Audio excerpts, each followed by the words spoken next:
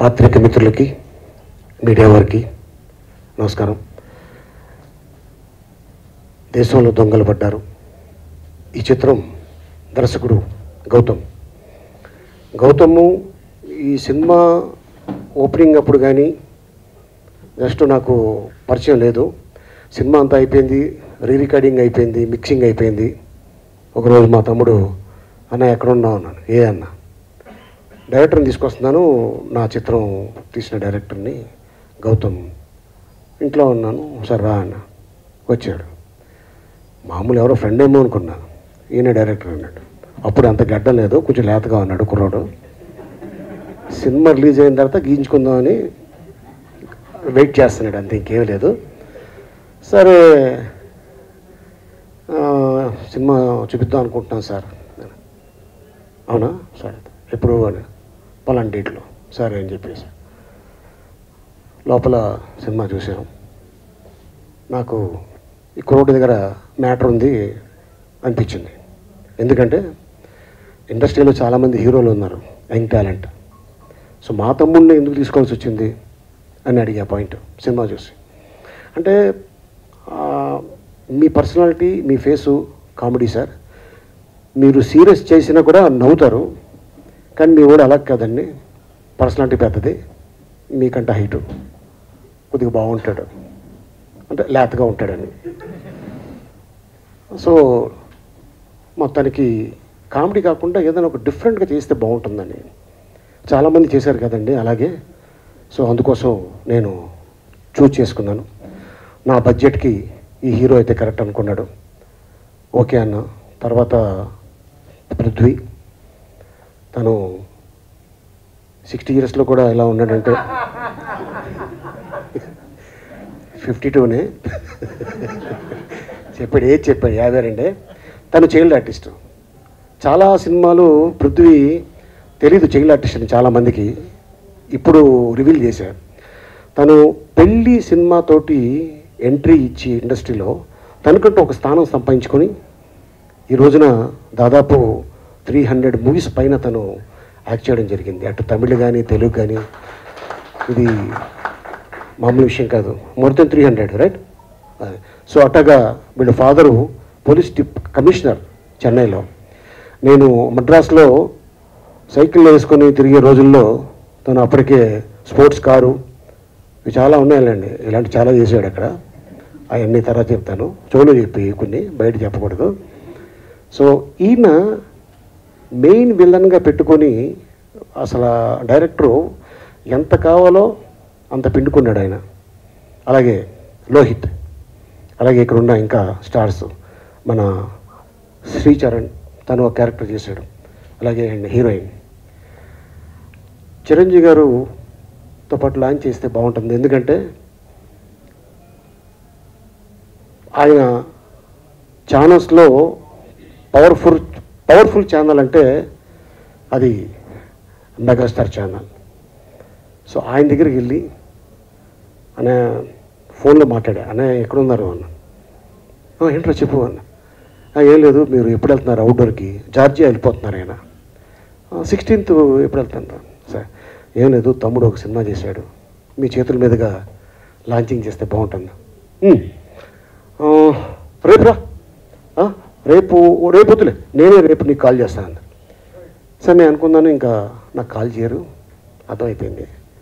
నేను ఇంకా వేరే ఏదన్నా వెతుక్కుందాం, ఎందుకు ఇబ్బంది పెట్టాలి అంటే, ముఖ్యంగా ఎందుకంటే నేను ఎంత పరిచయం ఉన్నా కూడా ఇబ్బంది పెట్టినట్టు ఉంటుందేమో అని నాకు అనిపించింది. ఆయనే ఫోన్ చేసి, అరే రేపు వినాయక చవితి, రేపు మీ తమ్ముడు తీసుకుని వచ్చి అన్నాడు.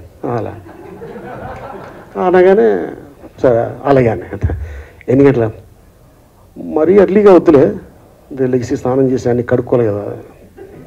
సరే అలాగే అని ఒక 10 o'clockకి ఓకే అన్నారు. కరెక్ట్గా 10 o'clock వెళ్ళేసరికి ఆయన రెడీగా ఉన్నారు.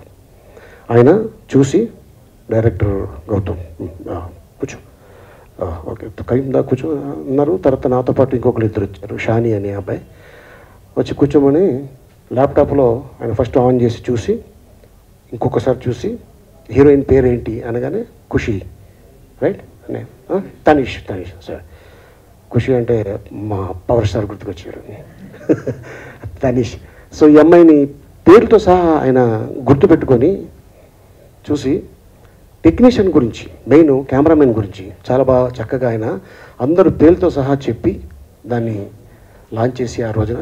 సో ఎందుకంటే ఈ సందర్భం, ఎందుకంటే ఎవరైనా మనకి సహాయం చేస్తే ఇది చెప్పుకోవాల్సిన సందర్భం ఇది. సో ఏంటంటే నేనే కాదు, ఆయన ఒక మాట అన్నారు, నా మిత్రుడు తమ్ముడు, వాడు కూడా నాకు తమ్ముడే, సో నా చేతుల మీదగా లాంచ్ అవ్వడం నాకు చాలా హ్యాపీగా ఉంది అని రిలీజ్ చేయడంతో నిజంగా చెప్పాలంటే ₹1,00,00,000 ఖర్చు పెడితే ఎంత వస్తుందో పబ్లిసిటీ అంత వచ్చింది. థ్యాంక్ యూ అన్న చిరంజీవి గారు. అలాగే పాత్రిక మిత్రులకి, మీడియా వారికి అందరికి తెలుసు. సో ఏంటంటే నా తమ్ముడని సినిమా ఎగబడి వెళ్ళి చూసేయండి అని నేను చెప్పను. సినిమా బాగుంటే ఎవరిని ఆదరించాలో, ఎవరిని డిసైడ్ చేయాలో, ఎవరిని హీరో చేయాలో, ఎవరిని జీరో చేయాలనేది ప్రేక్షక దేవుళ్ళు. సో ఎందుకంటే నేను ఎప్పుడు ఎక్స్పెక్ట్ చేయాలా నేను హీరో అవుతానని ఇండస్ట్రీకి రాలా. ఒక రాజుబాబు లాగా ఒక కమెడీని అయితే చాలు అని ఇండస్ట్రీకి వచ్చాను. సో నాకు ఎస్వి కృష్ణారెడ్డి గారు ఒక సినిమాలో అలీని హీరో చేస్తే ఎలా ఉంటుంది అనుకున్నా, చేశారు. 2 వారాలు 3 వారాలు ఆడుతుందేమో అనుకున్నా, అట్లాంటిది 1 year ఆడింది ఆ సినిమా. సో ఎందుకంటే ఆ సినిమాలో మ్యాటర్ ఉంది కాబట్టి ఆ సినిమా అలా ఆడింది. సో ఈ సినిమాలో కూడా ఉంది, మ్యాటర్ ఉంది, కానీ ఆ మ్యాటర్ని ఎంతవరకు మీరు జీర్ణం చేసుకుంటారు అనేది అది మీ చేతుల్లో ఉంది. సో ఎంతోమందిని ఆదరిస్తున్నారు తెలుగు ఇండస్ట్రీలో. ఇటీవల మధ్యకాలంలో చిన్న చిన్న సినిమాలు సూపర్ డూపర్ హిట్ అయ్యి దగ్గర దగ్గర 100 కోట్లు స్థాయికి వెళ్తుందంటే డైరెక్టర్స్ గొప్పతనం అది. సో ఆ గొప్పతనం నాకు ఈ గౌతంలో కనిపించింది. సో చాలా డెఫినెట్లీ సినిమా బాగుంటే తెలుగు తెలంగాణ ప్రేక్షకులు ఆదరిస్తారు, ఎంతోమందిని ఆదరించారు. అలాగే ఎంటైర్ యూనిట్ని కూడా ఆదరిస్తారని నేను ఆశిస్తున్నాను. అలాగే కెమెరామెన్ అండ్ లోహిత్ కానీ, గౌతమ్ కానీ, ఎంటైర్ టెక్నీషియన్స్ చాలా కష్టపడ్డారు. నాకు తెలుసు వాళ్ళు ఎక్కడెక్కడ షూటింగ్ చేశారనేది. సో అది అక్కడికి వెళ్ళి షూటింగ్ చేయాలంటే ఎంత కష్టమో మేము చాలా సినిమాలకి అనిపించాం. కాబట్టి నేను ఒకటే చెప్తాను మా వాడికి, అరే నేను ఎవరికైనా వెళ్ళి మా తమ్ముడిని పెట్టుకొని సినిమా తీయండి అని చెప్పండ్రా, ఎందుకంటే సినిమా ఆడితే బా అలీ బ్రదర్స్ చాలా మంచోళ్ళు అంటాడు, పోయిందనుకో ఇక వీడియోలో సినిమా ఇంత డబ్బు పోయింది అని 10 మందికి ప్రచారం చేస్తాడు. అలా వద్దు, ఒక సినిమా చెయ్యి, కష్టపడవు, వచ్చిందనుకో యువర్ ద స్టార్.